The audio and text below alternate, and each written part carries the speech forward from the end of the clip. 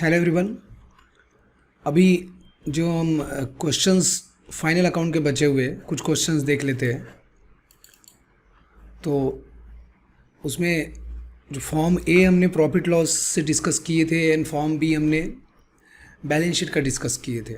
Sorry, form a balance sheet का था और फॉर्म बी प्रॉफिट लॉस का था। एंड उसके मैंने बोला था कि शेड्यूल्स आपको लर्न होने चाहिए क्योंकि शेड्यूल्स पेपर में आपको एज इट इज़ बनाने होते हैं। तो वो एक तो शेड्यूल्स देख लो ये लेक्चर के पहले और नोट्स को गो थ्रू कर लो एक बार।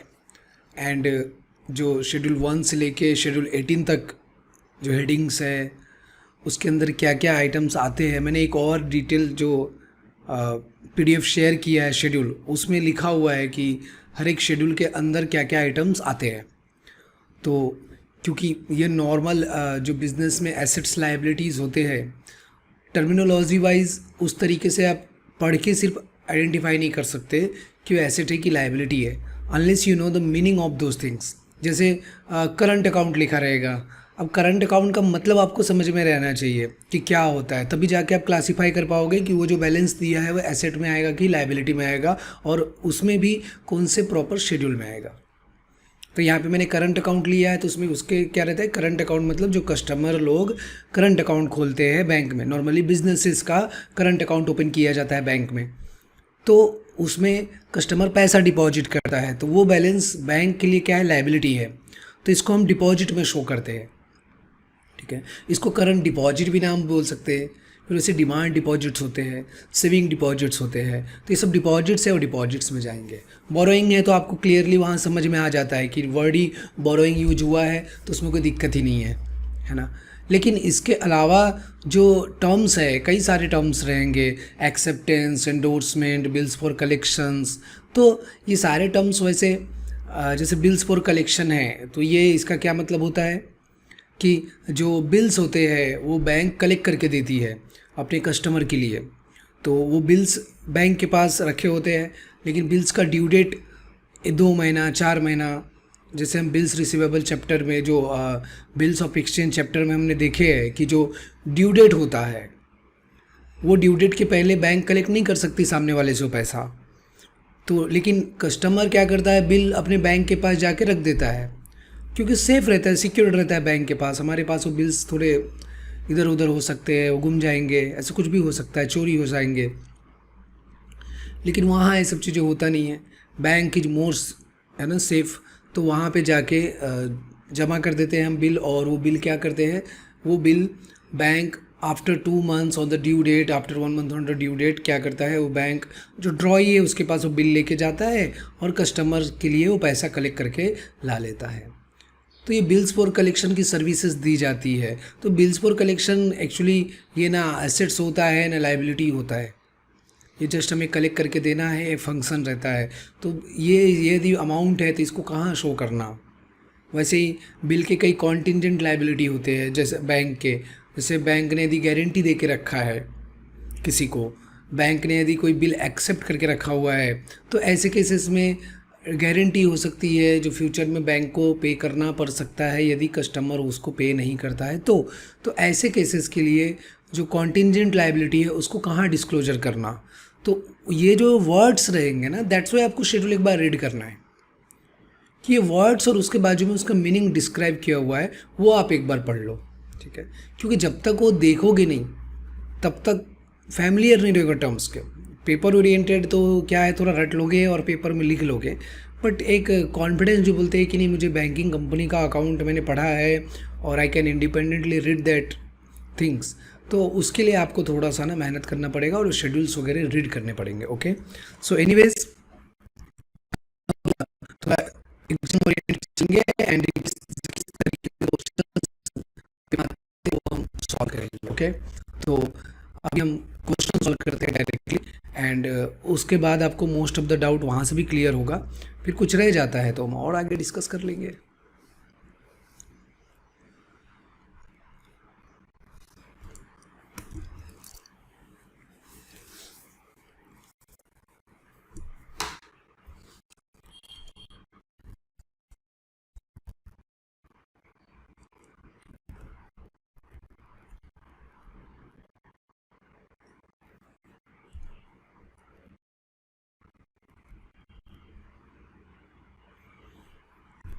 तो ये फाइनल अकाउंट का क्वेश्चन नंबर 16 है।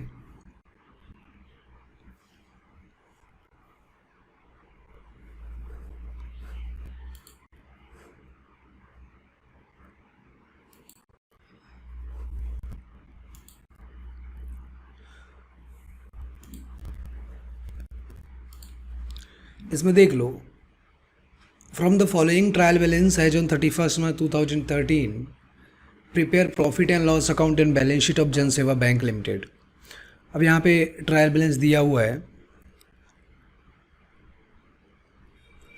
तो ये क्वेश्चन से यहाँ इंटरेस्ट ऑन एडवांसेस है। हम एक एक आइटम रीड करते हैं सो दैट एक मीनिंग आपको समझ में आ जाए कि उसको क्या पढ़ना है। एडवांसेस मतलब बैंक जो लोन देती है वो, बराबर है। तो उसके ऊपर जो बैंक ने कलेक्ट किया पैसा, उसको हम बोलेंगे, जो ब्याज बैंक को मिलता है उसको हम बोलेंगे इंटरेस्ट ऑन एडवांसेस, ठीक है। देन उसके बाद है इंटरेस्ट फ्रॉम इन्वेस्टमेंट। क्या है, रीड कर लो, इंटरेस्ट फ्रॉम इन्वेस्टमेंट जो कि ₹1,25,000 है। अब बैंक इन्वेस्टमेंट करके रखती है, उस पर इंटरेस्ट बैंक अर्न करती है। तो ये भी बेसिकली इंटरेस्ट अर्न जो शेड्यूल है हमारा, जो प्रॉफिट लॉस का जो शेड्यूल नंबर 13 है। प्रॉफिट लॉस में टोटल 4 शेड्यूल है, आपको मालूम है। Schedule number 13, 14, 15 and 16। तो 13 is about interest earn, 14 is about other income, 15 is about interest expanded and 16 is about operating expenses. तो वो याद रखनी है। और ये interest on investment schedule number 13 के अंदर हम लिखेंगे। Commission exchange and brokerage, commission exchange brokerage bank के केस में एक्सपेंस आपने नहीं मानना चाहिए, क्योंकि बैंक कमीशन अर्न करता है, एक्सचेंज और ब्रोकरेज अर्न करता है, क्योंकि बैंक कई बार एज ए ब्रोकर एक्ट करता है और कई बार ऐसे सर्विसेज देता है जिसके बदले बैंक कमीशन अर्न करती है। तो इसको हम अदर इनकम में लिखेंगे। ये बैंक का मेन अर्निंग में नहीं आता, ये अदर इनकम में आएगा। Profit and sale of investment, bank ने कुछ प्रॉफिट कुछ इन्वेस्टमेंट सेल किया, उसके ऊपर प्रॉफिट अर्न किया, ये भी अदर इनकम में जाएगा।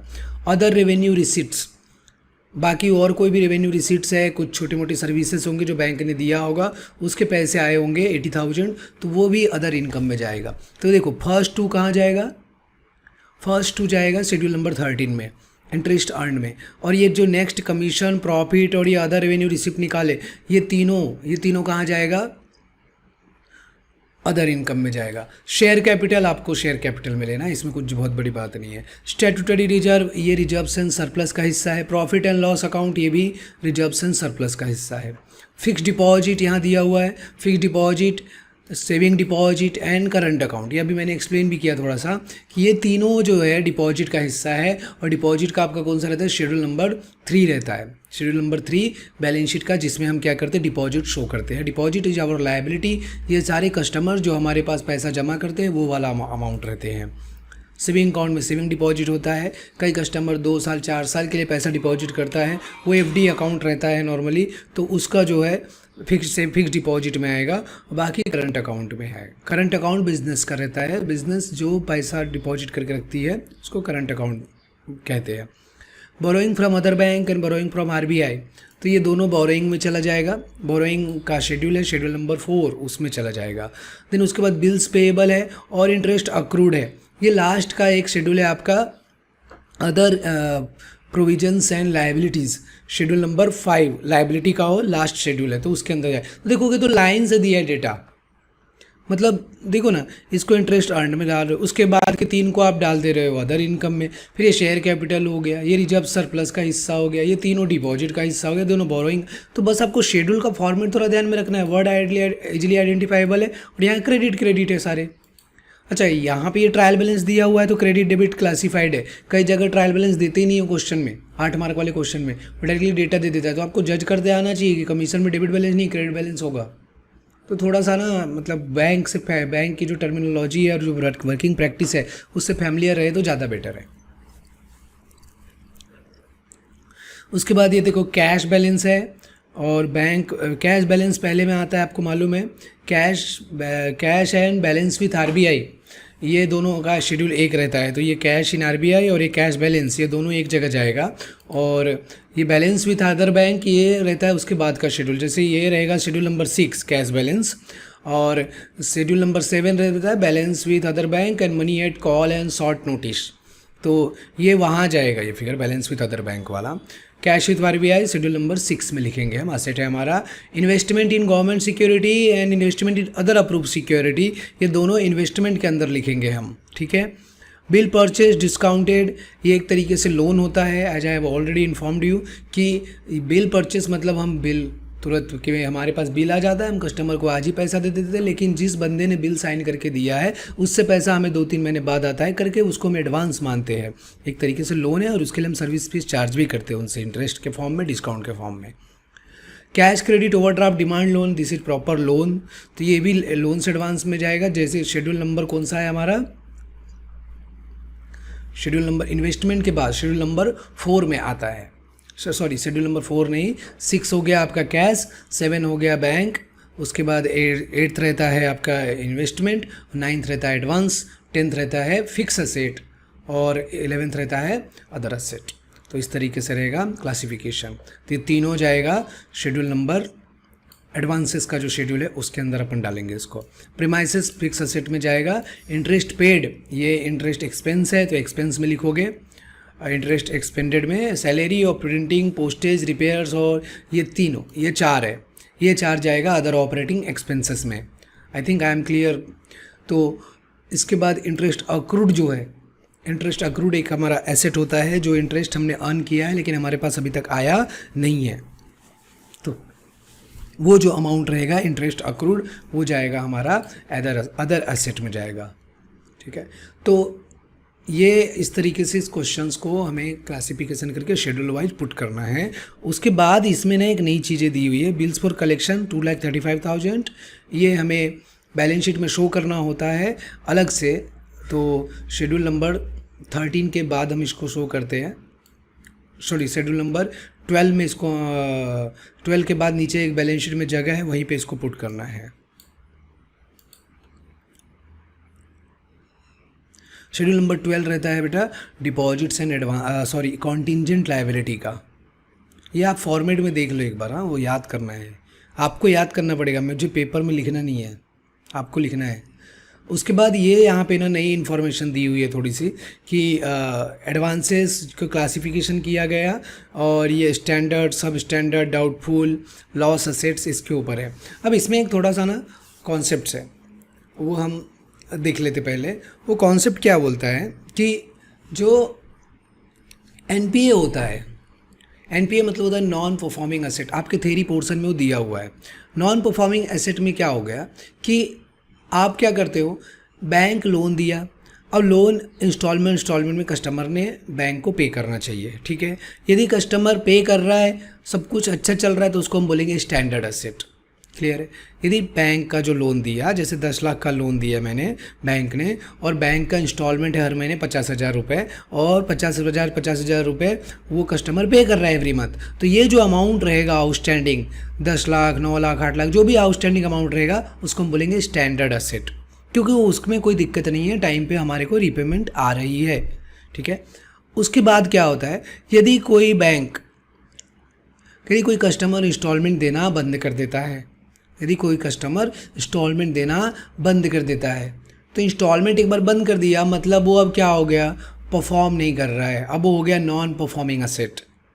इंस्टॉलमेंट जिस लोन पे आ रहा है उसको हम बोलेंगे परफॉर्मिंग एसेट, और जिस पे इंस्टॉलमेंट आना बंद हो गया, इवन यदि मान लो 20,000 इंस्टॉलमेंट है और कस्टमर 10,000 दे पाया, तो भी हम बोलेंगे कि इंस्टॉलमेंट आना बंद हो गया, क्योंकि जब तक पूरा अमाउंट नहीं आता, पार्ट पेमेंट भी नहीं आता है, तो हम बोलते हैं इंस्टॉलमेंट आना बंद हो गया है। तो जब तक इंस्टॉलमेंट आ रहा है तो आप उसको बोलोगे परफॉर्मिंग एसेट, और परफॉर्मिंग एसेट में आता है स्टैंडर्ड एसेट, और उसके बाद जो भी बचता है वो रहता है non performing asset. Non performing asset जिसमें इंस्टॉलमेंट आना बंद हो गया, यदि 12 महीने तक इंस्टॉलमेंट नहीं आ रहा है तो उसको आप बोलोगे सब स्टैंडर्ड एसेट। जैसे एक बार इंस्टॉलमेंट आना बंद हुआ तो अब वो सब स्टैंडर्ड एसेट बन गया, कब तक रहेगा, अगले 12 महीने तक, बस अगले 12 महीने तक क्या रहेगा, वो सब स्टैंडर्ड एसेट। फिर पता चला 12 महीने बीत गया, अब भी आना चालू नहीं हुआ, तो उसके बाद वो कन्वर्ट हो जाएगा डाउटफुल में, मतलब मान लो 12 महीने एग्जैक्टली ख़त्म हो गया, 12 महीने के बाद 1 तारीख 2 तारीख फिर से चालू हो गया, तो नाउ अब जो आ गया वो क्या हो गया, डाउटफुल में कन्वर्ट करना पड़ेगा। अब हम उसको सब स्टैंडर्ड असेट नहीं बोलेंगे, अब क्या बोलेंगे, डाउटफुल। फिर डाउटफुल में 3 कैटेगरी, वो साल भर के लिए डाउटफुल है, अब वो कि 1 to 3 ईयर्स की कैटेगरी में आ गया, कि मोर देन 3 ईयर्स की कैटेगरी में आ गया। तो डाउटफुल पेंडिंग ही है, 12 महीने बीत गए, अभी तक फिर से उसमें पैसा आ ही नहीं रहा है। तो लेकिन अब डाउटफुल में भी 12 महीने बीत गए तो 1 ईयर चला गया ना, तो अब वो 1 to 3 ईयर में कन्वर्ट हो गया। फिर हम 3 साल तक वेट कर रहे, 3 साल भी कस्टमर ने इंस्टॉलमेंट जमा नहीं किया, तो डाउटफुल मोर देन 3 ईयर में चला जाएगा वो। तो इस तरीके से क्या होता है, लोन को कैटेगरी किया जाता है, क्लासीफाई किया जाता है, बैंक में ये सब चीज़ें किया जाता है। सर ऐसा करते क्यों है, क्योंकि बताओ यदि कोई कस्टमर 4 साल 5 साल तक पैसा नहीं दे रहा है तो इसका मतलब वो पैसा अब डूबने वाला है, अब बैंक को लोन का पैसा आएगा ही नहीं वापस। जब जो चीज़ डूबती है वो हमारी लॉस होती है, लॉस हुई तो उसकी प्रोविजनिंग करो, उसकी खर्चा बुक करो। तो आरबीआई ने नियम बनाए हुए हैं कि कौन से असेट, जैसे स्टैंडर्ड है तो उसके ऊपर कितना प्रोविज़न करना, सब स्टैंडर्ड है तो उसके ऊपर कितना प्रोविज़न करना। प्रोविज़न करना मतलब हमें ये डाउट है कि ये पैसा डूब सकता है, जैसे आप प्रोविज़न पर डाउटफुल डेट करते ना, डेटर में से माइनस करते ना, वैसे ही यहाँ पे लोन में से माइनस करना है कि ये लोन हमने दिया है लेकिन ज़रूरी नहीं है सारा पैसा है, इसमें से कुछ पैसा तो डूब सकता है, और उसके चांसेस क्या है। और आरबीआई बोलती है कि उसके चांसेस जो है, आरबीआई ने कुछ रेट लिख के रखे, उस रेट से हमें क्या करना होता है, उतने का प्रोविजनिंग बनाना होता है। या प्रोविज़न करके जो नोट्स में आपके थ्योरी में प्रोविज़न है वहाँ पे ये सब चीज़ें मेंशन किया हुआ है, क्लासिफिकेशन के बारे में भी वहाँ पे दिया हुआ है नोट्स में, थ्योरी नोट्स आप रेफर कर सकते हो। तो इसके ऊपर कैसे प्रोविजनिंग होना है ये भी हमें ये क्वेश्चन में देखना है। तो ये क्वेश्चन थोड़ा बड़ा है, बहुत बड़ा है पढ़ने के हिसाब से, जब सॉल्व करोगे तो इसमें एक ही एडजस्टमेंट है, ये डाउटफुल चीज़ें को जो सॉल्व करना है बस वही एडजस्टमेंट है, उसके अलावा एडजस्टमेंट नहीं है। तो इसको हम सॉल्व कर लेते हैं एंड इसका आंसर निकाल लेते हैं, ठीक है।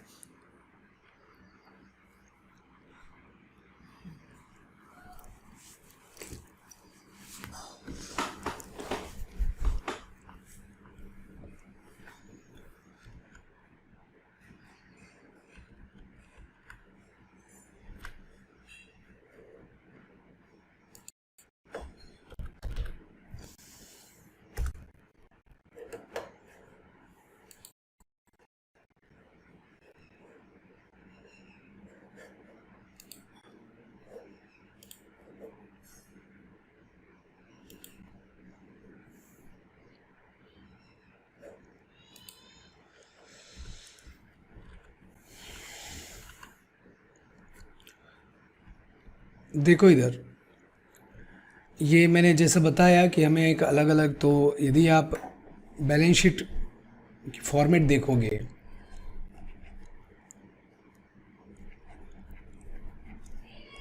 बैलेंस शीट, तो बैलेंस शीट में एक तो फॉर्मेट कैसा है, हॉरिजॉन्टल है कि वर्टिकल है, वर्टिकल फॉर्मेट है, हॉरिजॉन्टल फॉर्मेट इसको नहीं बोलते हैं। और इसमें 2 साल का डेटा रहता है, हम एक ही साल का लिखेंगे, पास्ट ईयर का डेटा कोई दिया हुआ नहीं है करके। तो इधर साइड हम ये लिखते हैं और इधर साइड उसके बनते हैं, शेड्यूल नंबर देना होता है, यहाँ रहता है शेड्यूल और यहाँ रहेगा अमाउंट। तो जैसे ये इंटरेस्ट ऑन एडवांसेस है, अब शेड्यूल जो है ना पेपर में तुम रट के जाओ, फॉर्मेट सीधा उतार दो पहले तो। जैसे यहाँ पे पहले लायबिलिटी से शुरू है ना, तो लायबिलिटी से पहले शुरू करना है। लायबिलिटीज़ में पहला है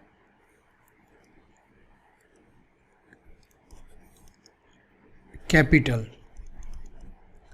उसके बाद रहता है रिजर्व्स एंड सरप्लस, बराबर है। उसके बाद रहता है डिपॉजिट्स,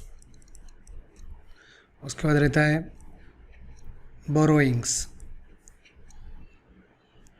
ठीक है, और फिर रहता है अदर लायबिलिटीज़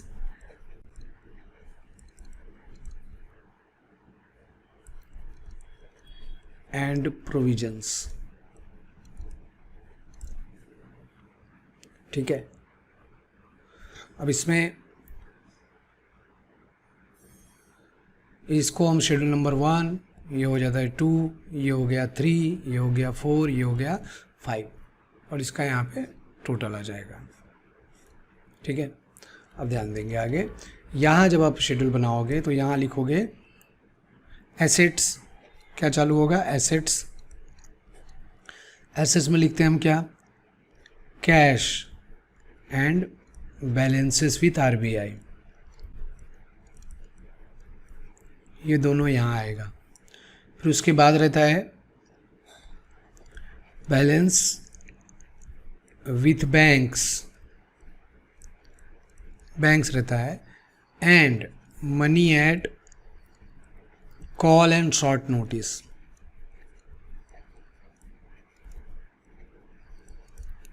ये भी एक अमाउंट यहाँ हमें लिखना होता है।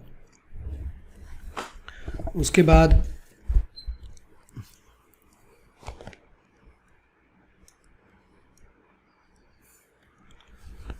हम लिखेंगे इन्वेस्टमेंट। इसके बाद हमें इन्वेस्टमेंट दिखाना होता है।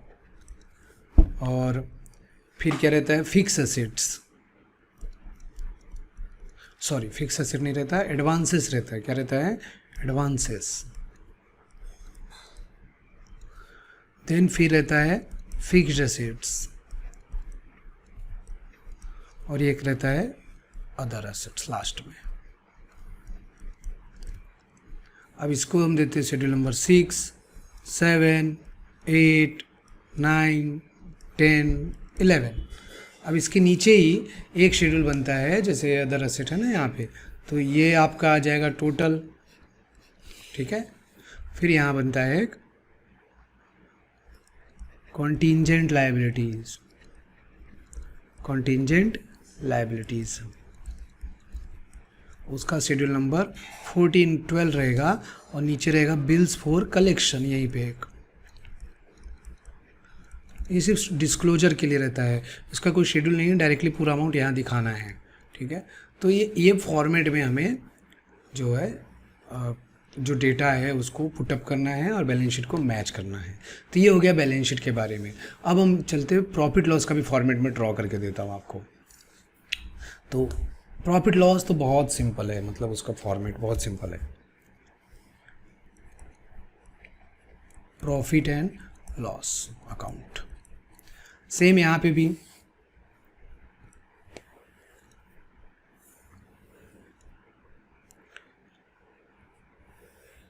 तो ये हो गया शेड्यूल्स, और ये हो गया अमाउंट। अब देखो शेड्यूल नंबर 12 तक बैलेंस शीट में है, तो यहाँ शेड्यूल नंबर 13 ही होगा। तो पहला रहेगा इनकम। इनकम में क्या आएगा? इंटरेस्ट अर्न्ड, और उसके बाद रहेगा अदर इनकम। तो ये रहता है 13 और ये रहता है 14, और ये हो जाएगा टोटल, है ना। उसके बाद रहेगा interest expanded, sorry expenses.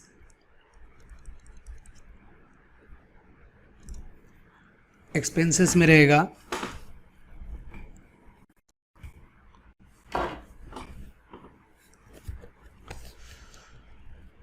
Interest expanded,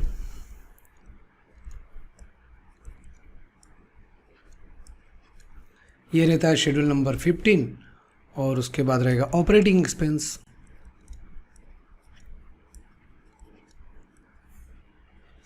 schedule number 16। तो फिर और उसके बाद रहता है प्रोविजंस एंड कॉन्टिजेंसी।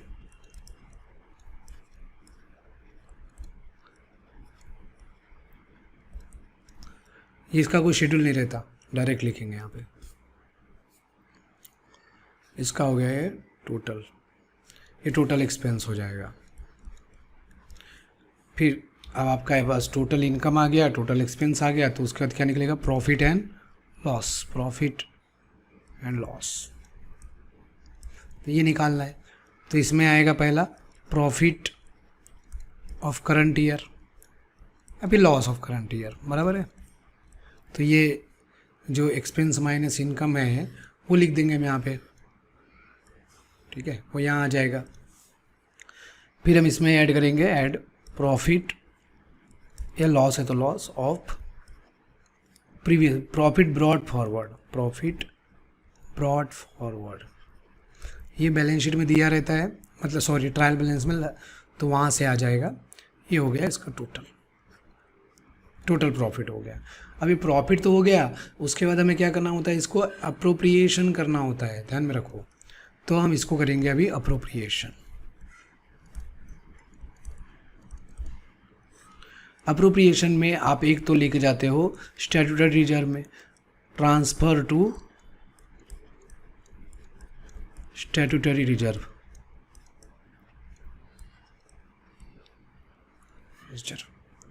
पहला, और कोई दिया है तो वो, नहीं तो फिर डिविडेंड है तो डिविडेंड में भी हम पे करते हैं, नहीं तो नहीं कुछ दिया है तो आप फिर बैलेंस जो भी रहेगा वो कैरीड फॉरवर्ड हो जाएगा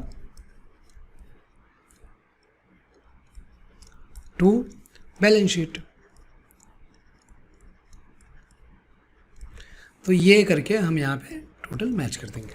तो ये फॉर्मेट है बेसिकली, मैं ड्रॉ किया हूँ ताकि ऐसा नहीं लगे कि सिर्फ शेड्यूल मतलब पीडीएफ में दे दिए हो गया। ड्रॉ कर सकते हैं और ड्रॉ करके देखोगे, जब तक लिखोगे नहीं ना तब तक समझेगा नहीं कि वो शेड्यूल क्या है, उसमें डाउट हमेशा ही रहता है, कॉन्फिडेंस नहीं आएगा आपको। तो एक बार लिख के देखना चाहिए। अब ये जो क्वेश्चन है ना, मैं इस क्वेश्चन को ना एक्सेल में ले रहा हूँ, ठीक है। मेरे को थोड़ा, मैं ड्रॉ करके वैसे दे दिया हूँ, मैं शेड्यूल से बना सकता हूँ भी, और उसमें टाइम ज़्यादा लगेगा और आप वो शेड्यूल ड्रॉ कर सकते हो। शेड्यूल आए, इतना भरोसा है कि आप वो बराबर बना लोगे, है ना। लेकिन ये क्वेश्चन का बैलेंस शीट वगैरह मैच करना है हमें, तो ये क्वेश्चन हम एक एक्सेल में लेते हैं, न्यू एक्सेल बनाएंगे हम, उस पर सॉल्व करते हैं इसको।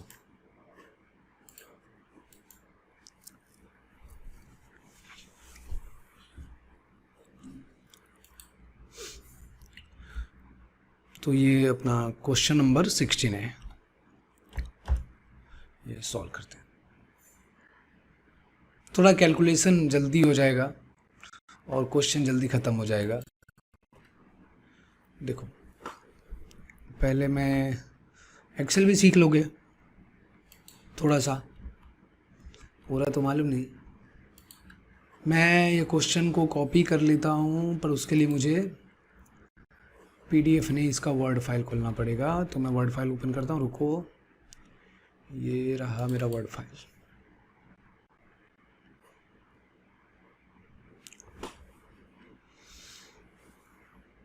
टाइम लग रहा है,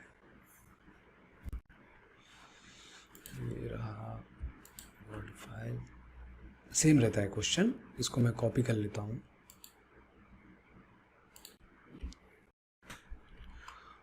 यहाँ पे पेस्ट। तो मैंने आपको क्या सिखा दिया कि भैया वर्ड से डायरेक्ट एक्सेल में पेस्ट होता है। इसका फीस मेरे को अलग से दे देना एक्सेल सिखाने का। ये हैंग हो रहा है थोड़ा, मालूम नहीं क्या है। तो चलो ये आ गया, फिगर्स आ गए सारे, और ये मेरे ट्रायल बैलेंस मैच है। याद भी देखो, मैं यहाँ पे फट से पता कर लूँगा मेरा ट्रायल बैलेंस मैच है कि नहीं है। मैं इसको सम कर देता हूँ। आई होप आप थोड़ा सा ना एक्सेल से फैमिलियर होंगे इसके पहले, क्योंकि आप ग्रेजुएशन में आ चुके हो, तो ये सम वगैरह आपको समझता होगा, राइट। और नहीं समझता है तो समझ लो भाई, कंप्यूटर वगैरह के कुछ कोर्सेज कर लो, समझ लो, एक्सेल करना चाहिए। और इसके बाद ये नीचे का टेबल भी कॉपी कर लेते हैं, बाद में मुझे लगेगा, तो मैं इसको ले लेता हूँ। और ये 2,35,000 है, और इधर जो डाउटफुल असेट है उसमें से सिक्योर्ड है 50% ड्यू। मैं समझाऊंगा, क्वेश्चन सॉल्व करते वक्त समझाता हूँ। इसको हम पेस्ट कर लेंगे, इसको मैं दूसरे शीट में ले लेता हूँ फिलहाल। ये रहा, ओके। नाउ इसमें देखो, इसमें हम क्या करेंगे कि जो शेड्यूल्स है, जैसे हमने क्या बताया, जो भी शेड्यूल नंबर है, तो पेपर में आप किसी भी दूसरे तरीके से भी कर सकते हो, पर यहाँ पे हमें बैलेंस शीट का फॉर्मेट मैंने बता दिया, राइट है। वो फॉर्मेट हम यहाँ नहीं बना रहे, मैं शेड्यूल बना के दिखा देता हूँ। शेड्यूल 1 किस चीज़ का था? कैपिटल का था, राइट, कैपिटल का था। ये शेड्यूल 1 था। इसको थोड़ा सा बड़ा कर लेते हैं, आपको दिखने में आसानी रहेगा। तो ये हो गया शेड्यूल कैपिटल, और शेड्यूल कैपिटल में ये शेड्यूल 1 रहेगा। हम एक एक आइटम को पहले लेते जाते हैं। ये जो इंटरेस्ट ऑन एडवांसेस और इंटरेस्ट अर्नड है, ये कौन से शेड्यूल में जाने वाला था? Schedule number 13। तो पेपर में तो क्या करना पड़ेगा, आपको जगह छोड़ना पड़ेगा, ये वैसे नहीं कर सकते। मैं तो यहाँ पे क्या है कट पेस्ट करके ठीक कर लूँगा, और पेपर में आपको जगह छोड़ना है। शेड्यूल 1, चलो मैं पेपर के हिसाब से एक बार करता हूँ। तो शेड्यूल 1 की कैपिटल, जब आप कैपिटल के बारे में सोचोगे तो क्या है, हार्डली 3-4 लाइन, क्योंकि कैपिटल के बारे में यहाँ पे एक ही चीज़ दिया हुआ है, शेयर कैपिटल। करेक्ट है। तो यदि हम लाइन वाइज जाना चाहो पेपर में, वैसे तो मैं कभी भी वो लाइन वाइज सजेस्ट नहीं करता हूँ, मैं बोलता हूँ कि आप ट्रायल बैलेंस से जाओ। पर यदि आप बैलेंस शीट के हिसाब से जाना चाहते हो कि नहीं सर हम पहले शेड्यूल 1 कैपिटल ही फाइनल करेंगे, तो no issue with that also, but इसमें आपको थोड़ा ढूंढना ज़्यादा पड़ेगा क्या क्या आइटम आता है। तो जब आप क्वेश्चन में पढ़ते हो तो उसी टाइम क्लासीफाई कर लिया करो कि कौन सी चीज़ किस में जाएगा, ताकि आपको एक हाईलाइट, जैसे इसके बाजू में मार्क कर दिया, इसके बाजू में लिख दिया आपने शेड्यूल नंबर 13, तो आप सीधा डायरेक्टली बाहर फिर से इसको रीड करने की जरूरत नहीं पड़ेगी, इसको उठा के सीधा 13 में डाल देंगे। जैसे मैं यदि रीड करूँ इसको तो ये जाएगा शेड्यूल नंबर 13 में, ये 13 में जाएगा, ये जहाँ आएगा 14, 14, 14, फिर ये जाएगा शेड्यूल नंबर 1, फिर ये जाएगा शेड्यूल नंबर 2, ये जाएगा शेड्यूल नंबर 3, फिर ये जाएगा शेड्यूल नंबर 4, ये जाएगा 5, फिर उसके बाद इधर ये है 6, ये है 7, फिर से ये है 6, ये रहेगा फिर 8, ये भी 8, फिर ये जाएगा 9, 9, 9, पूरा लोन है, लोन दिया और 9 में जाएगा एडवांसेस में, फिर ये जाएगा 10, 10 दोनों फिक्स असेट है, और ये जाएगा इंटरेस्ट पेड जाएगा आपका शेड्यूल नंबर 15 इंटरेस्ट पेड में है ना, और ये जाएगा शेड्यूल नंबर 16, 16, 16, 16, ये पूरा ऑपरेटिंग एक्सपेंस है ना इसलिए। फिर ये जो इंटरेस्ट अक्रूड है ये जाएगा अदर असेट में, अदर असेट मतलब शेड्यूल नंबर 11 में जाएगा। तो देखो इस तरीके से आप जब क्वेश्चन रीड करोगे, अब हमने यहाँ पे जल्दी इसलिए कर लिया क्योंकि क्वेश्चन हमने पहले रीड कर लिया था। तो यदि जब आप क्वेश्चन पेपर में जब रीड करोगे तो क्या करो, इस तरीके से मार्किंग कर लो कि जितने मार्किंग करके रखोगे उतना ज़्यादा आसानी हो जाएगा वो क्वेश्चन को दोबारा सॉल्व करने में। तो इसलिए सबसे इंपॉर्टेंट रहेगा पेपर में ये मार्किंग करना रहेगा। और यहाँ पे दूसरे ट्रेडिंग कंसर्न जैसा रहता नहीं है, तो यहाँ पे मार्किंग करोगे वहीं जाता है, उसमें बहुत ज़्यादा फर्क रहेगा नहीं, बहुत ज़्यादा एडजस्टमेंट, बहुत फैमिलियर हो जाओगे तो बहुत आसान है ये चीज़ें। ठीक है, तो चलो आगे देखते हैं अब। तो अब ये शेड्यूल एक बार बन गया है, तो अब हम शेड्यूल 1 में देखो एक ही आइटम है, तो ये शेयर कैपिटल लिख देते हैं वहाँ पे। और आप पेपर में जब इसको सॉल्व करोगे तो क्या करेंगे, इसको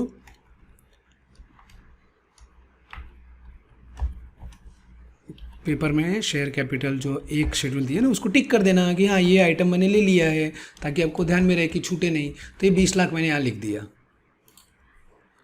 सॉरी 2 लाख ही हुआ, हाँ 20 लाख ले लेता। शेड्यूल 1 हो गया, इसमें कुछ चेंजेस आएगा ही नहीं। अब मैं शेड्यूल 2, तो मैं S2 लिख रहा हूँ, तुम शेड्यूल 2 समझो, ठीक है, मैं थोड़ा टाइम बचाना है, that's it. Reserves and surplus, reserves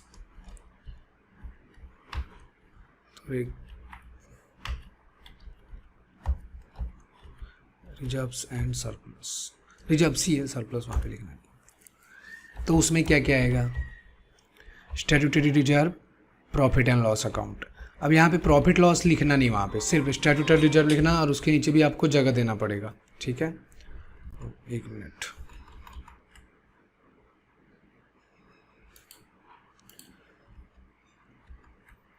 चलो रिजर्व्स, तो रिजर्व्स कहाँ लिखेंगे,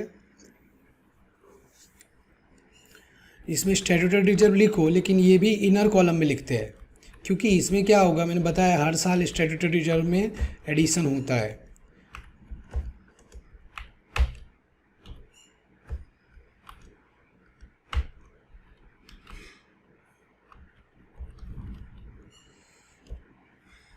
तो इसकी वैल्यू रहेगी 9 लाख।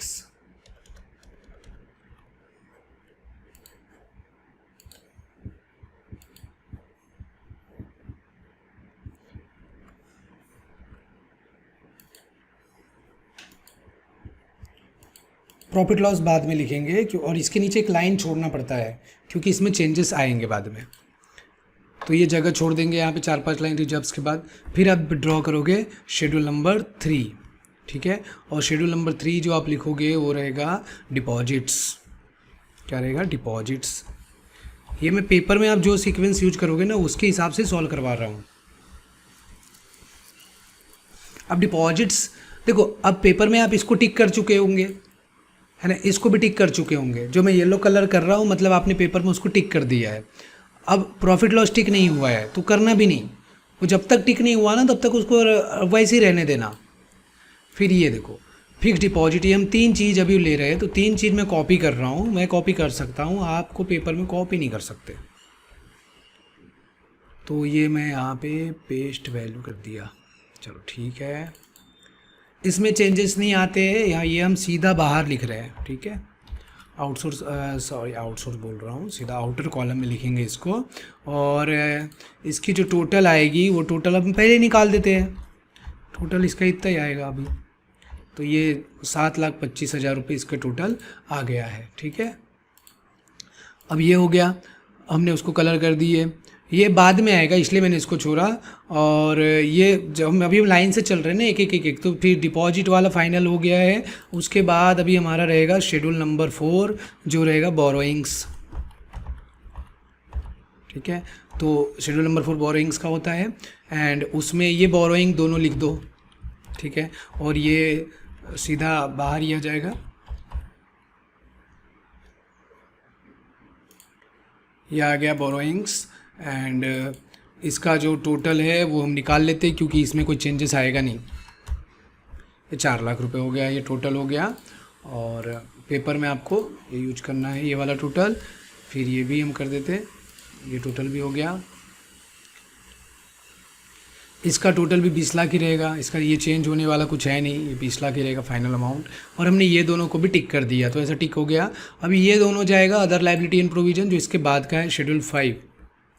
देखो पेपर में डेटा लाइन से दिया रहा है ऐसा ज़रूरी नहीं है, अदर लायबिलिटीज़ एंड प्रोविजंस। वैसे ये क्वेश्चंस आया तो ये वाला क्वेश्चन में तो लाइन से डेटा है, ठीक है। तो ये हो गया एक और शेड्यूल, शेड्यूल 5, और इसमें हम ये दोनों अमाउंट ले लेंगे।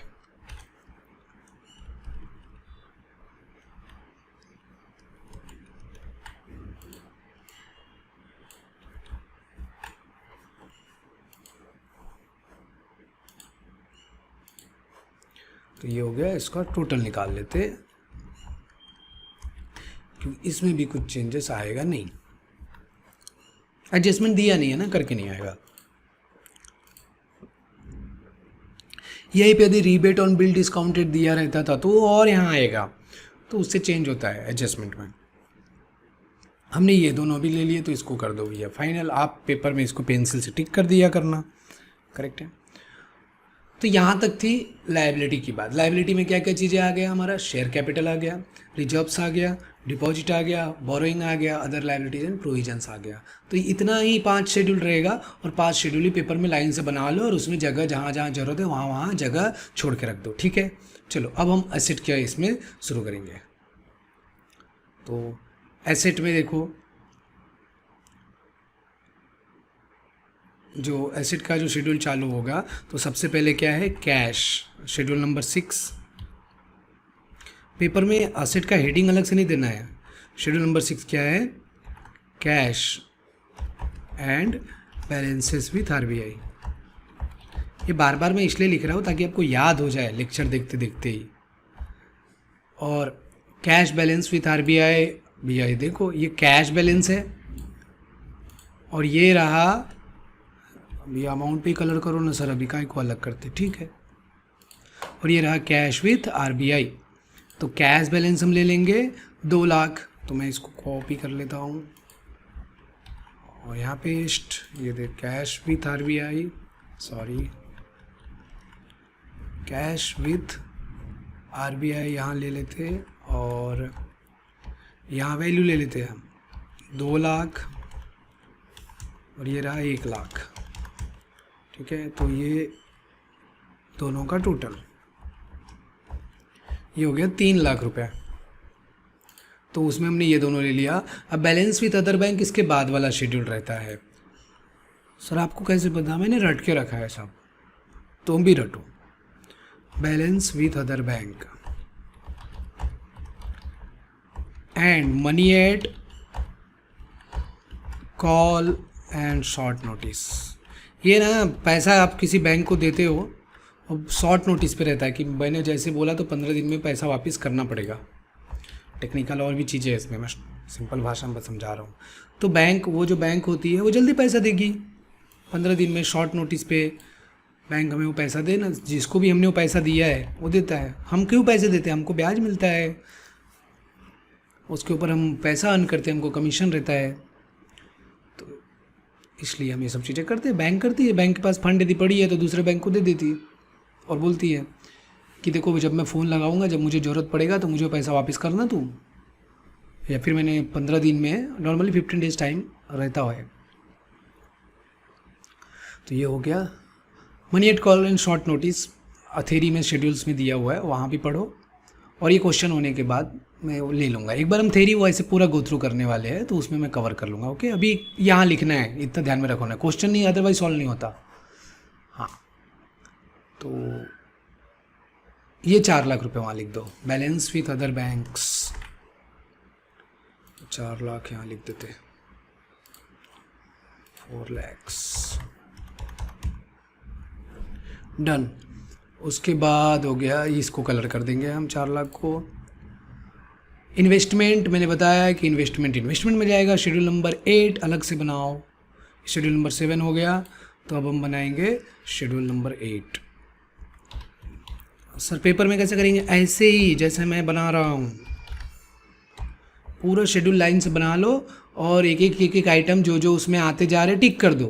पढ़ते वक्त एक बार टिक करो, उसके बाद में फिर से टिक कर दो, ताकि क्या है कोई छूटे नहीं हो। जिस पे टिक नहीं हुआ उसको मतलब नहीं लिया तो बाद में ले लेना, 2-2 3-3 लाइन छोड़ दिया करो हर शेड्यूल में। सिंपल, काय को ज़्यादा बात के लिए कुछ रखना, 2-2 3-3 लाइन छोड़ोगे तो काटा पीटी तुम्हारा क्या कम होगा ना भाई। ये इन्वेस्टमेंट हो गया। इन्वेस्टमेंट में मेरे हिसाब से कोई एडजस्टमेंट नहीं है, मैं इसको टोटल कर लेता हूँ 4 लाख। तो मेरा ये इन्वेस्टमेंट दोनों हो गया, तो मैं इसको टिक कर दिया। उसके बाद ये तीनों ही लोन है, बिल परचेज डिस्काउंटेड, ये तीनों क्या है? लोन है। ओके, तो इसको हम टोटल ले लेते सीधा यहाँ पे, लोन्स एंड एडवांसेस। ये एक अलग से शेड्यूल बन जाएगा, अभी रहता है ये शेड्यूल नंबर 9। एक मिनट बेटा, शेड्यूल नंबर 9 ये हो गया एडवांसेस। और एडवांसेस मैंने जानबूझ के अभी इनर कॉलम में रहने दिया क्योंकि इसमें एडजस्टमेंट आएगा। इसका टोटल तो करके रख लो, क्योंकि इसमें पैसा डूबने वाला है। प्रोविज़न, जैसे डेटर नहीं के अंदर लिखते वैसे ही एडवांसेस भी हम अंदर लिख रहे हैं क्योंकि इस पर प्रोविजन्स है। तो ये तीनों को हम टिक कर देते, ले तो लिए। ये प्रीमाइसेस और फर्नीचर, ये दोनों क्या है? हमारा फिक्स एसेट है, तो जो बनेगा हमारा शेड्यूल नंबर 10। आई होप समझ में आ रहा है। शेड्यूल नंबर 10 क्या है? Fix asset. मैं कुछ नहीं कर रहा हूँ, मैं शेड्यूल बना रहा हूँ, जो आइटम जहाँ आना चाहिए वहाँ लिख रहा हूँ, बस वो आइटम मैं वहाँ क्यों लिख रहा हूँ वो मैं बराबर किए जा रहा हूँ, आप समझते जाओ। ठीक है, तो प्रीमाइसेस और फर्नीचर फिक्स एसेट में आते हैं, तो हम ये ले लेते हैं, इसको कलर भी कर देंगे 13, 75 और 2.5 लाख। तो ये मैं दोनों को कॉपी करके लिख देता हूँ वहाँ पे। और देखो तुमको मालूम है ना, यहाँ जाते हैं ना पेस्ट स्पेशल में, तो यहाँ इतने सारे ऑप्शन आते हैं। वैल्यू, फॉर्मेट लिया तो येलो कलर यहाँ भी आएगा, वैल्यू लिया तो सिर्फ वैल्यू आएगा, तो सिर्फ वैल्यू लिया। ठीक है, अभी इनर कॉलम में नहीं लिखना है पेपर में मैं डायरेक्ट उसको बाहर के कॉलम में लिखूंगा और इसका टोटल कर लूँगा मैं। हो गया मेरा टोटल। ये क्वेश्चन थोड़ा लंबा है, यहाँ आराम से करते बैठो। इंटरेस्ट पेड देख लो, 1,20,000। अब इंटरेस्ट पेड आपको मालूम है कहाँ आता है? नहीं, अपन इससे चल रहे हैं, अपन ट्रायल बैलेंस से नहीं चल रहे। मेरे को आदत है ट्रायल बैलेंस से जाने की, नहीं तो मैं बार बार ट्रायल बैलेंस पे जा रहा हूँ, सॉरी। शेड्यूल नंबर 11, सॉरी ये शेड्यूल नंबर 10 हो गया। अब हम करेंगे schedule number 11 which is other assets. हो गया, जो नहीं आया अब अदर एसेट में डाल देने की। ठीक है, ये हो गया other assets. And other assets में आएगा कुछ है क्या अदर एसेट वाला? ये हमारा बचा हुआ इंटरेस्ट अक्रूड जो है ना, ये 50,000। ये मतलब वो इंटरेस्ट है जो बैंक ने कमा लिया है। इंटरेस्ट बैंक कैसे कमाती है रे? इन्वेस्टमेंट करते हैं ना, बैंक भी इन्वेस्टमेंट करती है, तो बैंक इंटरेस्ट खर्चा तो करती है, साथ में अर्न भी करती है। तो इंटरेस्ट अक्रूड है ना, वो यहाँ आएगा, ये एसेट है, लेना बाकी है। तो ये वैल्यू कितनी थी यार? 50,000 यहाँ लिख दो। अब ये हमने ये आइटम भी ले लिए। अब हम आते हैं शेड्यूल नंबर 12।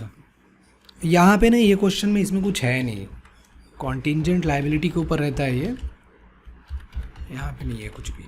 दूसरे क्वेश्चन में है, इसके बाद वाले क्वेश्चन में है, वो हम लेंगे तो उसमें मैं कवर कर देता हूँ उसको भी, ठीक है। अभी इसको ब्लैंक रहेगा। हम इसको शेड्यूल नंबर 13 पे मूव करेंगे सीधा। शेड्यूल नंबर 13 क्या रहेगा? इंटरेस्ट अर्नड, सॉरी, अब ये इनकम मतलब प्रॉफिट एंड लॉस अकाउंट से रिलेटेड आ गया। अब देखो मतलब ये इंटरेस्ट अर्न कहाँ छोड़ दिए थे, तो ये दोनों आइटम था पहला जो हमने छोड़ दिए थे, टिक नहीं किए थे। ले लो, इसको कॉपी कर लेते हैं, इसको कॉपी करके वहाँ नीचे ले लेंगे हम।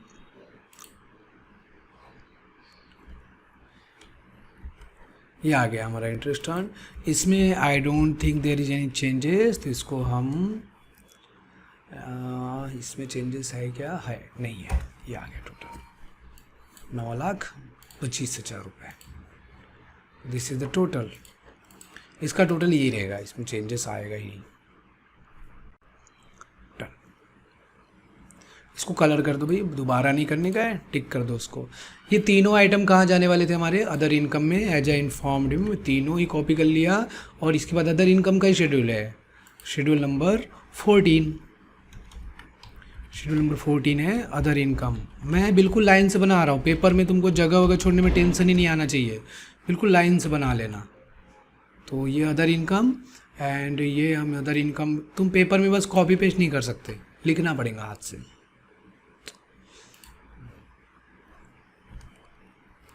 लिखना ऐसी है, पेज को रहेगा ना उस पर कॉपी से लिखते जाओ तीनों आइटम, तीनों का टोटल। टोटल के लिए तुम्हारे पास कैलकुलेटर है, वहाँ से कर लो। मेरे पास भी कैलकुलेटर है, मैं सम लगा के फार्मूला यूज करके कर ले रहा हूँ। I am also using calculator, did it faster than yours. Okay done, this is also done. अब ये प्रॉफिट लॉस है, ये जाता है डायरेक्ट प्रॉफिट लॉस अकाउंट में, तो जब हम उसको भी कंसोलिडेट करेंगे ना तब लेते हैं, अभी इसको अभी मत लो। ओके तो इंटरेस्ट पेड, ये वाला जो इसके बाद वाला जो हमारा शेड्यूल बनेगा, शेड्यूल नंबर 15। शेड्यूल नंबर 15 रहता है इंटरेस्ट एक्सपेंडेड। इंटरेस्ट एक्सपेंडेड में लिख दो इंटरेस्ट पेड, और ये वैल्यू मेरे ख्याल से मैंने डायरेक्ट लिख दिया, कॉपी पेस्ट करने की जरूरत नहीं, एक ही आइटम है। 1,20,000 है, इसको कलर कर देता हूँ मैं, और यहाँ हम लिख देंगे 1,20,000।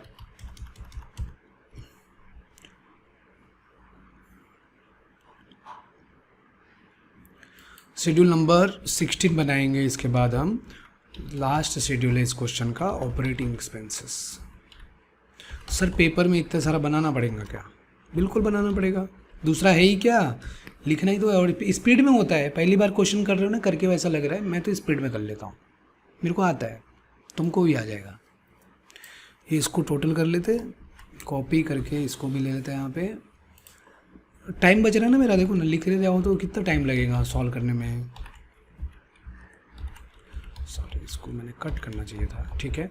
इसको भी हम टोटल कर लेते हैं, ऑपरेटिंग एक्सपेंसेस को। तो ये रहा,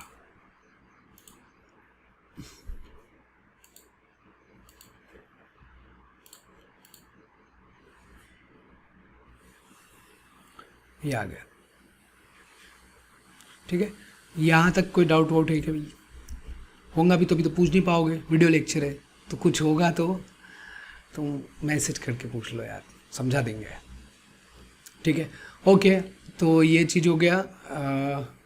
उसके बाद हम देख लेते हैं आगे और क्या कर सकते इस क्वेश्चन में, कुछ रह गया क्या?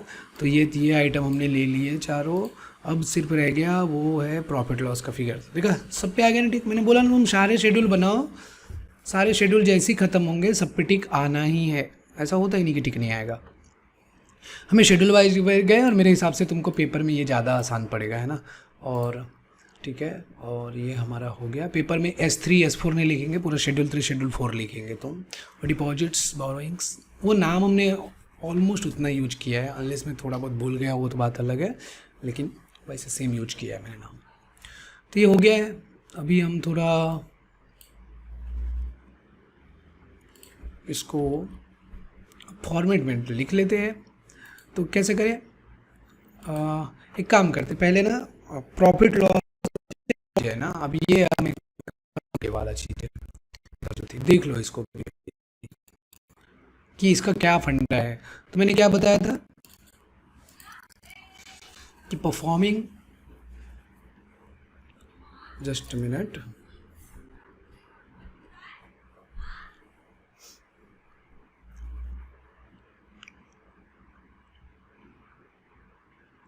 मैंने बताया था कि परफॉर्मिंग एंड नॉन परफॉर्मिंग जो है, नॉन परफॉर्मिंग असेट यदि हमको पैसा नहीं आ रहा है तो उसके ऊपर क्या है कि हमें वो नहीं आ रहा है ना करके, तो आरबीआई बोलती है कि उसमें आप प्रोविज़न करो, हो सकता है पैसा आपका डूब गया है तो उसके कुछ एक्सपेंसेस आप बुक करो।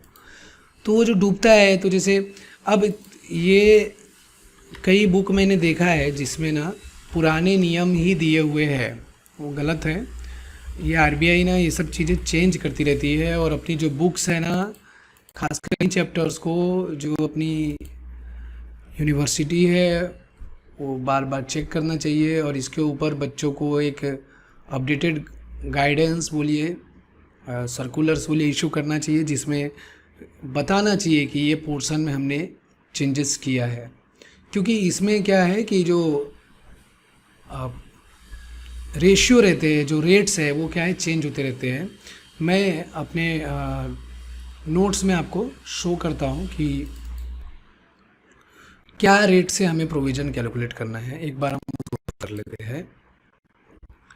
ध्यान दो यहाँ पे, इसमें कि ये प्रोविजंस का ये लास्ट में एक टॉपिक है, देखो यहाँ पे। तो पहले स्टैंडर्ड एसेट पे कुछ नहीं था, लेकिन अभी ऐसा है कि बहुत सारे रेट है, पर यहाँ जो जितने भी अदर लोन्स और एडवांसेस होते हैं उसके ऊपर 0.4% की प्रोविजनिंग करनी है, even if it is standard asset. उसके अलावा यदि ये ऊपर की कैटेगरी में कोई लोन आ रहा है, जैसे ये डायरेक्ट एडवांसेस टू एग्रीकल्चर और small micro finance, micro enterprises को है, तो उसमें प्रोविज़न हम करते हैं 0.25%। प्रोविज़न मतलब इतना जो स्टैंडर्ड एसेट है उसका 0.25% को हमें एक्सपेंस बुक करना है, ऐसा उसका मतलब होता है। तो स्टैंडर्ड एसेट के ऊपर भी प्रोविज़न करना है। अब इसमें ये जो क्वेश्चन है इसमें क्लासिफिकेशन दिया नहीं, तो हम सीधा जी में जो लिखा है ऑल अदर लोन एडवांसेस मानना है और उसके ऊपर 0.4% हमें प्रोविज़न कैलकुलेट करना है। देन इसका क्लैरिफिकेशन वगैरह जाने दो अभी।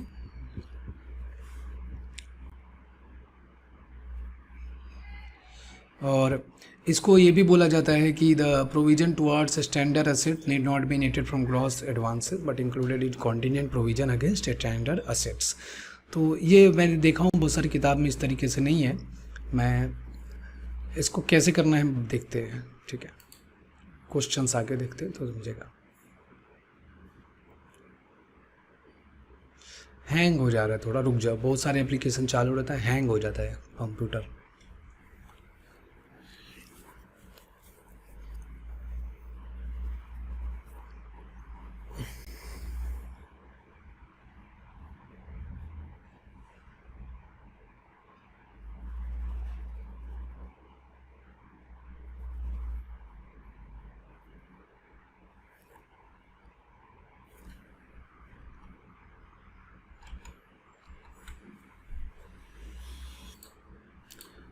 तो इसमें देखो ये ऊपर स्टैंडर्ड एसेट था जिसमें आपको याद रखना है 0.4% प्रोविजन करना है, क्योंकि पेपर में उतना डिटेल देगा नहीं। ये कुछ और नियम है। सब स्टैंडर्ड यदि है एडवांसेस तो उसमें ये अलग अलग रेट है, 15% है, 25% है, 20% है। तो ये देगा नहीं तीसरा वाला सिचुएशन का क्लासिफिकेशन, बस इतना देगा सिक्योर्ड कितना है, अनसिक्योर्ड। सिक्योर्ड मतलब आपने लोन दिया, आपने कुछ सिक्योरिटी ले लिया है, रहता है ना, हम गिरवी रख लेते हैं, प्रॉपर्टी है, कोई कार है, तो उसको सिक्योर्ड बोलेंगे। यदि लोन दिया लेकिन कोई सिक्योरिटी नहीं है बैंक के पास, सिक्योरिटी रहता है तो बैंक क्या है वो एसेट को बेच के पैसा रिकवर कर लेगी, लेकिन यदि अनसिक्योर्ड है तो पैसा रिकवर नहीं कर पाएगी ना, है ना। तो सिक्योर्ड इसलिए, सिक्योर्ड मतलब ऐसा लोन जिसमें क्या है कि बैंक के पास कुछ सिक्योरिटी है, कुछ गिरवी रखा हुआ है बैंक के पास, और यदि बोरोवर टाइम पे पैसा नहीं चुका पाता है तो बैंक क्या करेगा, वो सिक्योरिटी को बेच के पैसा रिकवर कर लेगा। तो ये अच्छी बात है ना, इसमें डूबने की चांसेस कम होती है। लेकिन अनसिक्योर्ड है तो डूबने का चांस ज़्यादा है, इसलिए 25% प्रोविजन है। सिक्योर्ड के अगेंस्ट में 15 है, अनसिक्योर्ड के अगेंस्ट में 25 है। यदि वो सब स्टैंडर्ड, और सब स्टैंडर्ड कब होता है, यदि 12 महीने तक इंस्टॉलमेंट नहीं आ रहा है, मतलब इंस्टॉलमेंट नहीं आ रहा है लेकिन जिस दिन से नहीं आ रहा उसके बाद वो सब स्टैंडर्ड बन गया, और वो कब तक, अगले 12 महीने तक। फिर उसके बाद यदि 12 महीने बीत गया, हम 13वें महीने में चले गए, तो डाउटफुल एडवांसेस हो जाएगा वो। डाउटफुल में भी दो तरीका, एक अनसिक्योर्ड पोर्शन कितना है, सिक्योर्ड पोर्शन कितना है। हर जगह सिक्योर्ड अनसिक्योर्ड रहेगा। तो अनसिक्योर्ड है तो भैया पूरा डूबने का चांस है, 100% आप उसका लॉस बुक कर लो, 100%। यदि आपका डाउटफुल एडवांसेस अनसिक्योर्ड पोर्शन है, अनसिक्योर्ड मतलब डाउटफुल भी हो गया, मतलब आपके पास 12 महीने तक पैसा नहीं आया वो लोन के अगेंस्ट में, 12 महीने बीत गया और उसका कोई सिक्योरिटी भी नहीं है आपके पास, तो मतलब समझो पैसा और डूब गया। तो ऐसा तुमको प्रोविज़न करना है।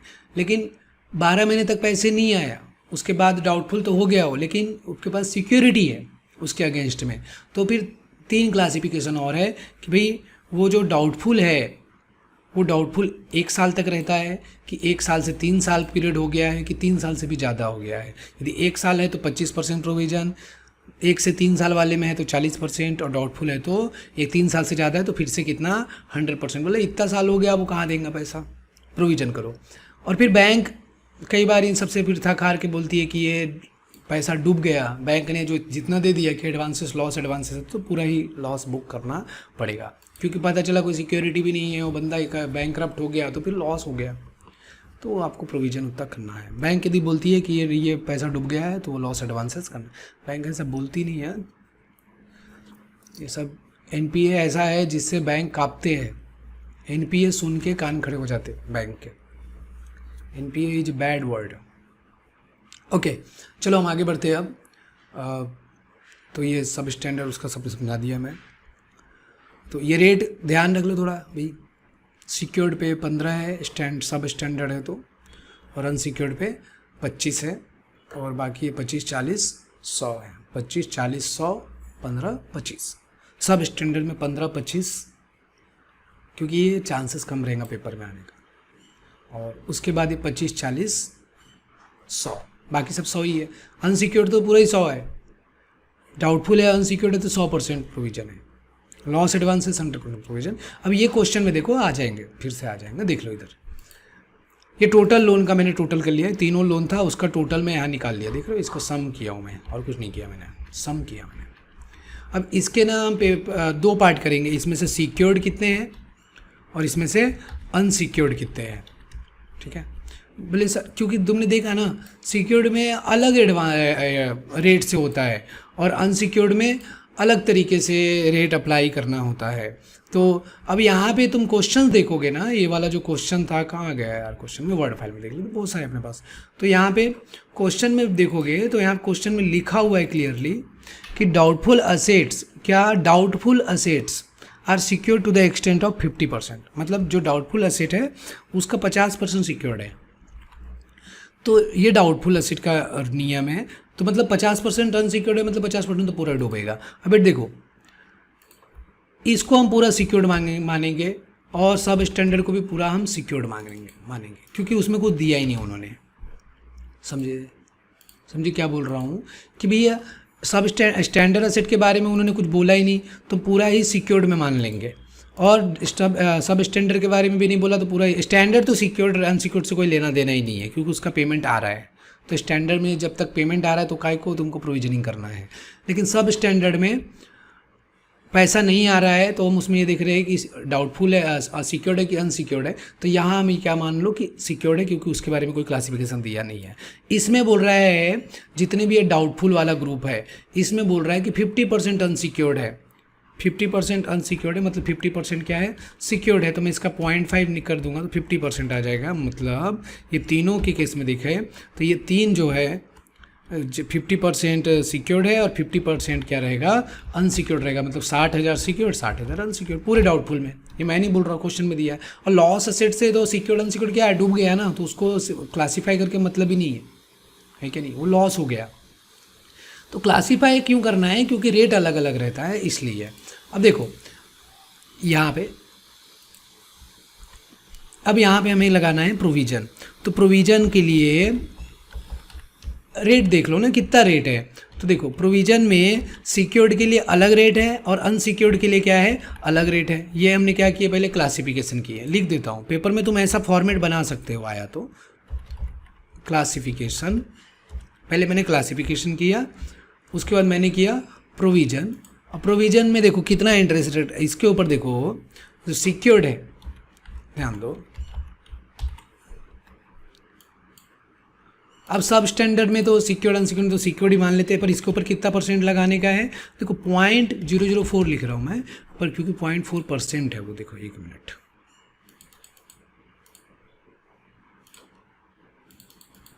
.40% है, ये करना ही पड़ता, प्रोविज़न नियम है वो। उनको लगता कि फिर भी इतना होने के बाद भी सेफ नहीं है वो। अनसिक्योर्ड वगैरह कुछ है नहीं, बस प्रेजेंटेशन के लिए बना रहा हूँ मैं। इसमें जो सब स्टैंडर्ड के लिए यदि सिक्योर्ड है तो कितना परसेंट था, 15% था, तो इसको हम 15% ले लेते हैं। यहाँ रहेगा 0.15, यहाँ पर परसेंटेज में ये 15% रहेगा, ठीक है। उसके बाद इसमें ये देखो यदि सिक्योर्ड था तो डाउटफुल, यदि डाउटफुल फॉर 1 ईयर है, इसमें अनसिक्योर्ड तो पूरा 100% था ना, कि डाउटफुल है और अनसिक्योर्ड है, तो अनसिक्योर्ड पोर्शन तो पूरा 100% प्रोविज़न करना है।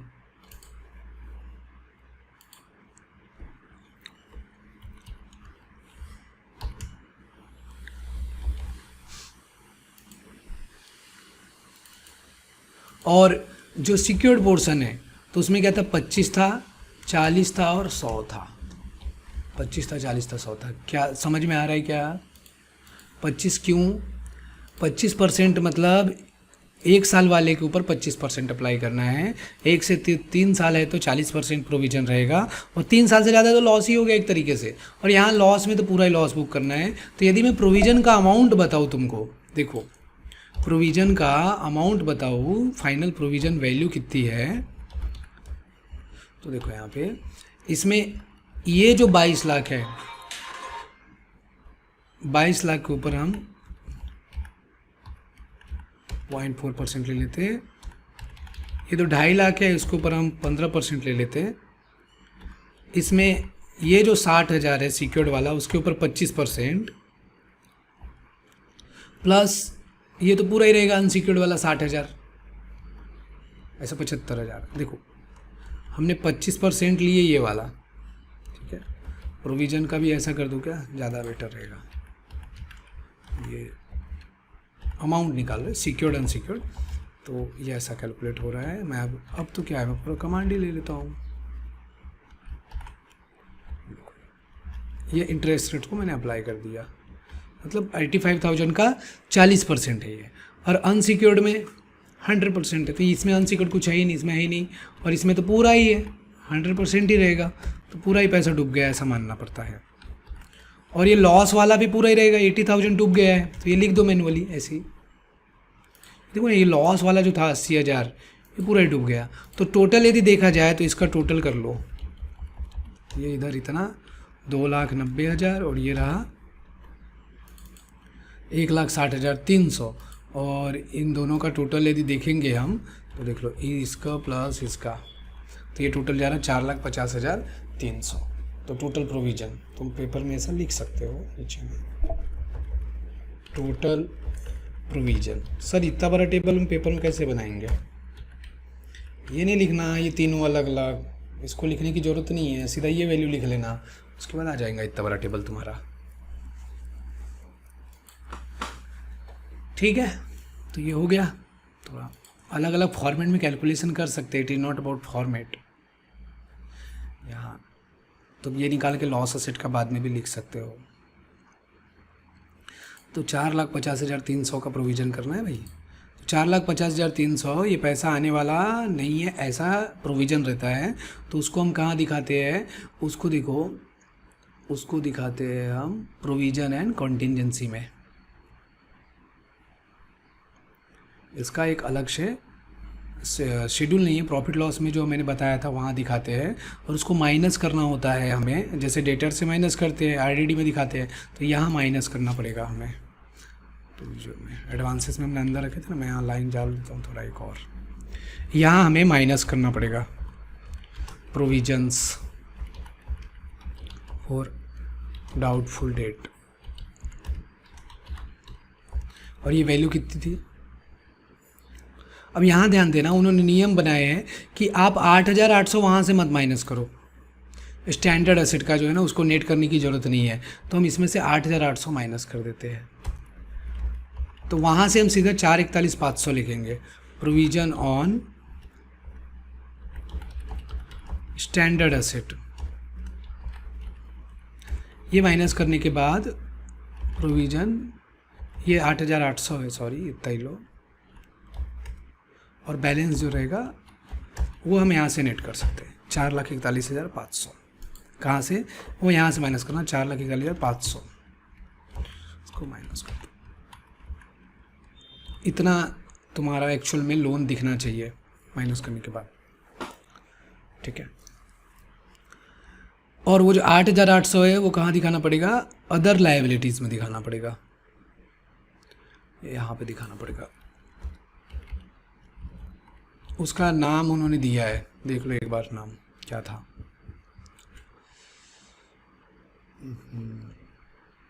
देखो, contingent provision against standard assets, ये नाम यूज करना है, तो वो यहाँ लिख देंगे। स्टैंडर्ड असेट के अगेंस्ट भी जितना रहेगा ना वो यहाँ दिखाते हैं 8,800।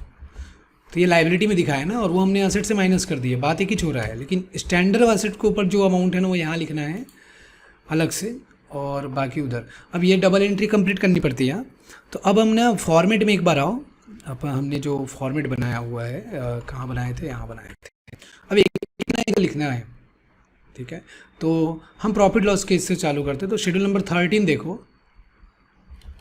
कितना है इनकम? 9,25,000। तो यहाँ लिखना पड़ेगा हमें 9,25,000। ये भी मैं एक्सेल में कर सकता, पर मैं अभी यही से कर रहा हूँ। अदर इनकम कितना है? 3 लाख है, 3 लाख। फिर इंटरेस्ट एक्सपेंडेड होगा 1,20,000, दिख रहा है क्या? 1,20,000, ये देखो ना यहाँ पे 1,20,000 है, ठीक है। ये 3 लाख ले लिए, 9,50,000 ले लिए। फिर ये ऑपरेटिंग एक्सपेंस हो गया 1,55,000, 1,55,000।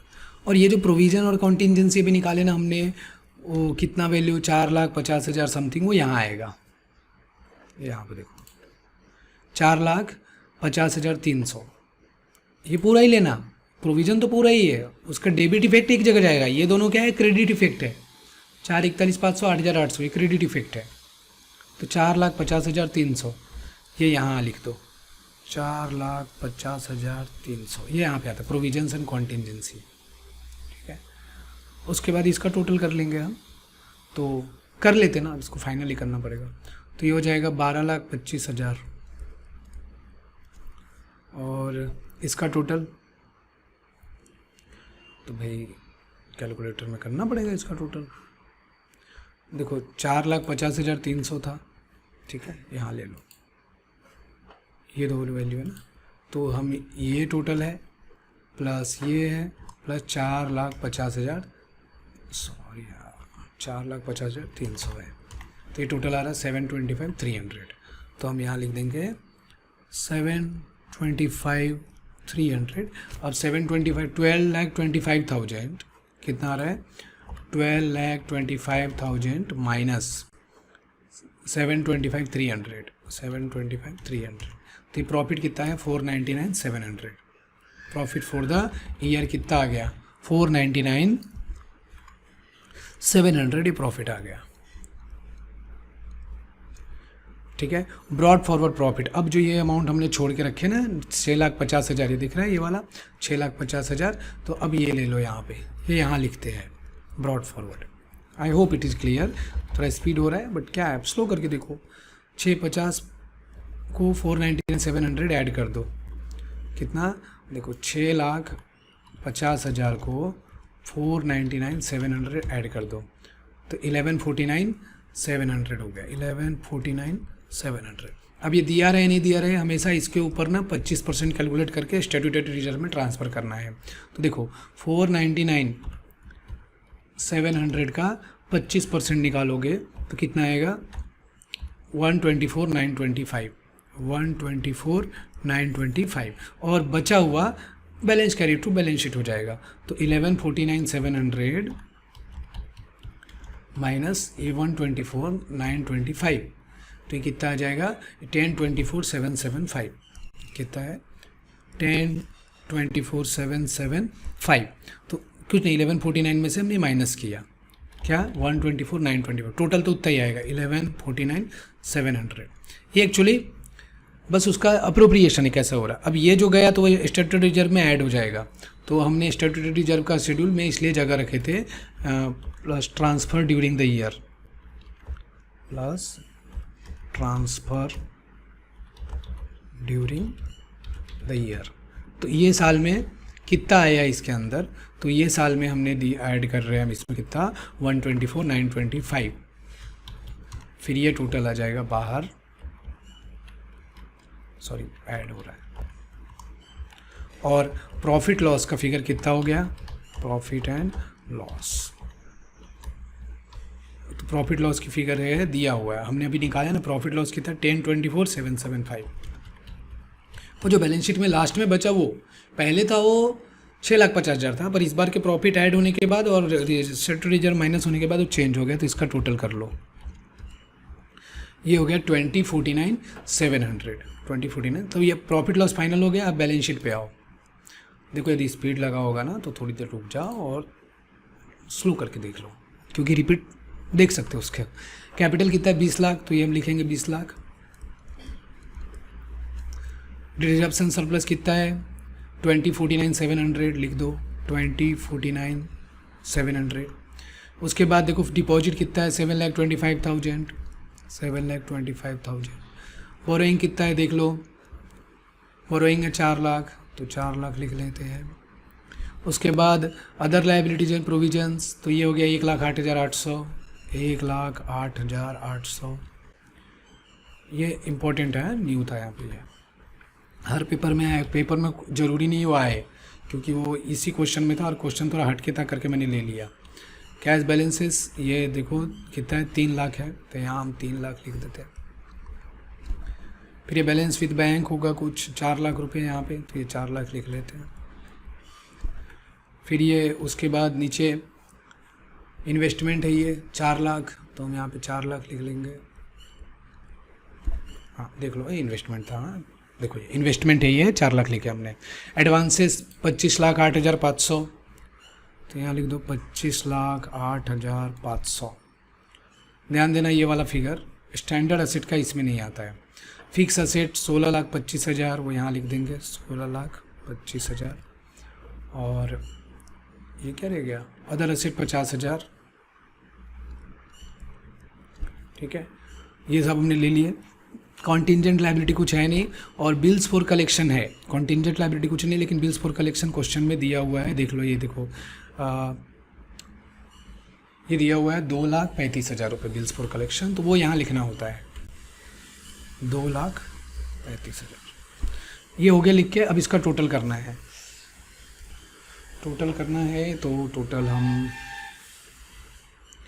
मेरे पास कैलकुलेटर भी है, रुको मैं कैलकुलेटर लेता हूँ।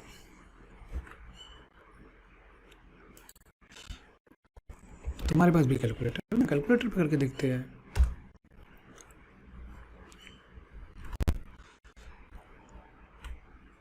देखो यहाँ पे 20 लाख प्लस 20,49, यार कट कैसे होगा 20,49,700 प्लस 7,25,000 प्लस 4 लाख प्लस 1,08,800, तो ये आ गया 52,83,500, 52,83,500। अभी नीचे का है करना पड़ेगा, ठीक है तो क्लियर करते इसको। 3 lakh plus 4 lakh plus 4 lakh plus 25,08,500 plus 16,25,000 plus 50,000 तो कितना है देखो 50 to 83,500 मैच हुआ था मेरा बैलेंस शीट। मैच हो गया बैलेंस शीट। मैच हो गया मतलब मालूम है ना, कॉमर्स स्टूडेंट डांस करने लगते हैं मैच हो गया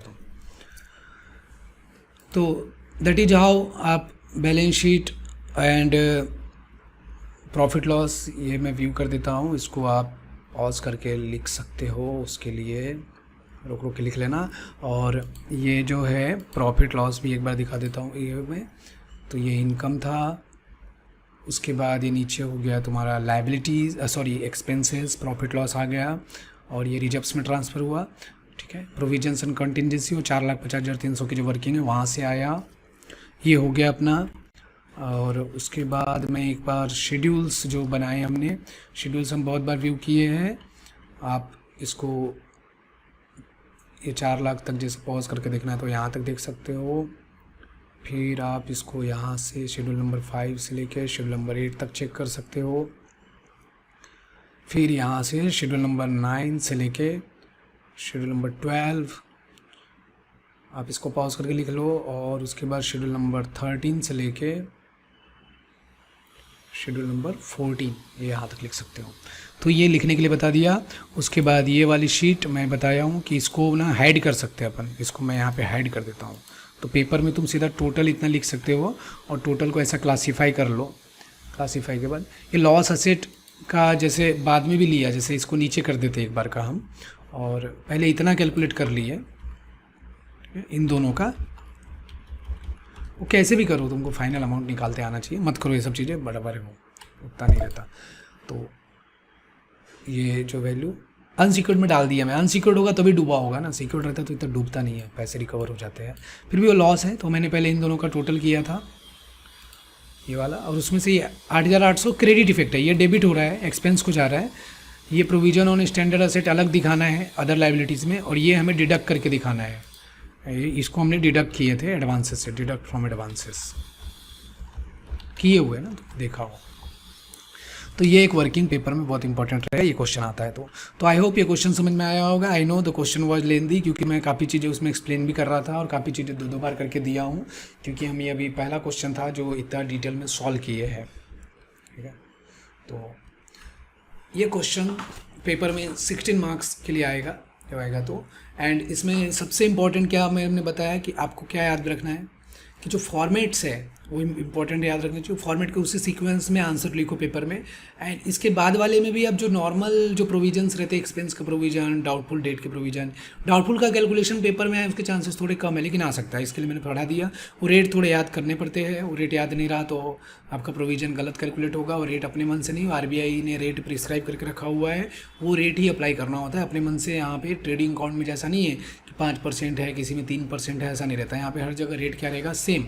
कौन से ग्रुप में आ रहा है वो, एसेट में स्टैंडर्ड है तो 0.4%, सब स्टैंडर्ड है तो उसमें ये देखो सिक्योर्ड है कि अनसिक्योर्ड है, अनसिक्योर्ड है तो 25%, सिक्योर्ड है तो 15%। यदि फिर उसके बाद दे दी सब स्टैंडर्ड से डाउटफुल में कन्वर्ट हो गया तो डाउटफुल में ये देखो कि सिक्योर्ड है कि अनसिक्योर्ड है, अनसिक्योर्ड पे पूरा 100% प्रोविजन करना है। और यदि वो अनसिक्योर्ड है, अनसिक्योर्ड के बाद उसमें देखो कि कितने साल के लिए पेंडिंग, सॉरी सिक्योर्ड है और कितने साल के लिए पेंडिंग है, तो अप टू 1 ईयर डाउटफुल है कि 1 to 3 ईयर है कि 3 ईयर से भी ज़्यादा है। Up to 1 year, 1 to 3 year, more than 3 years. तो अप टू 1 ईयर है तो आपको 25% है, 1 to 3 ईयर है तो 40% है, 3 ईयर से ज़्यादा है तो 100% है, और लॉस असेट पूरा 100% है। तो प्रोविजन उस तरीके से थोड़ा रीड करोगे तो समझ में आ जाएगा। ठीक है, तो इसके बाद वाले क्वेश्चन हम सॉल्व करेंगे नेक्स्ट इसमें। तो ये क्वेश्चन वापस प्रैक्टिस करो, कॉपी में अच्छे से लिख लेना। एंड बहुत इंपॉर्टेंट क्वेश्चन है, पेपर में आता है, तो किसकी काफ़ी सारी चीज़ें टेस्ट की गई है इसमें। मेन है फॉर्मेट, वर्ड्स एंड टर्मिनोलॉजी, उसके ऊपर ध्यान देना है अच्छे से। ठीक है, thank you for watching, bye.